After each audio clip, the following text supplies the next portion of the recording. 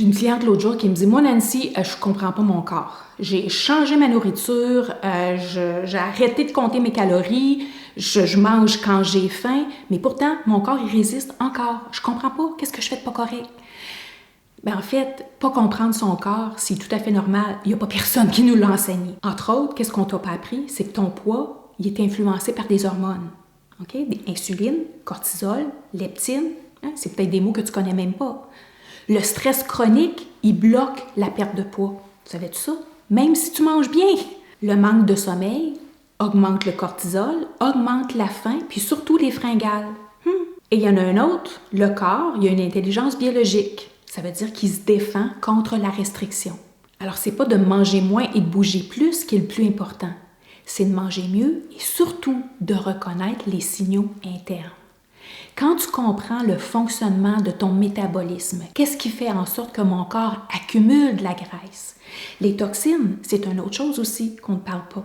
Le fait que notre corps accumule des toxines, le fait que notre environnement fait en sorte qu'on accumule des toxines et que ces toxines-là sont enveloppées par des molécules graisseuses pour, tout simplement, en termes de protection. Ils veulent protéger ton corps. Donc, si tu ne comprends pas comment ton corps fonctionne en termes de métabolisme, bien, peu importe ce que tu vas faire comme changement, tu vas être frustré parce que tu n'auras pas les résultats que tu veux. Alors, je te propose un petit exercice de réflexion. Au moment où est-ce que tu t'apprêtes à ouvrir le réfrigérateur, ouvrir le garde-manger, pose-toi cette question. Pourquoi je mange? Qu'est-ce que mon corps est en train de me dire présentement? Est-ce que c'est mon corps qui me parle ou c'est ma tête qui me parle? Ou c'est une influence quelconque extérieure à moi? Apprendre à reconnaître, écouter les signaux de son corps. Donc oui, ça peut être une question hormonale, mais à quelque part, on a besoin aussi d'apprendre c'est quoi mon cycle hormonal. Quelle est l'hormone qui est en train de s'activer présentement? Est-ce que c'est le cortisol? Est-ce que c'est le stress? Qu'est-ce que j'ai fait avant? Est-ce que c'est mon insuline? Qu'est-ce que j'ai mangé avant? Et sans compter toutes les autres hormones sexuelles aussi qui, au moment où est-ce qu'on arrive à la préménopause, commencent à se dérégler. Et eux aussi, ils ont une influence sur comment notre corps va réagir.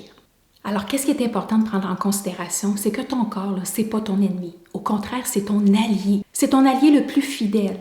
Mais c'est important que tu apprennes à le comprendre pour qu'il puisse travailler en corrélation avec qu'est-ce que tu souhaites. Que tu puisses l'aider à réguler certains éléments, dont les hormones entre autres, qui vont lui permettre de laisser aller qu'est-ce qu'il n'y a plus de besoin et de cesser de manger en excès. Alors si cette façon de voir la gestion de poids, elle te parle, elle résonne en toi, bien, je t'invite à découvrir la méthode PKC, perdre tes kilos avec ton cerveau.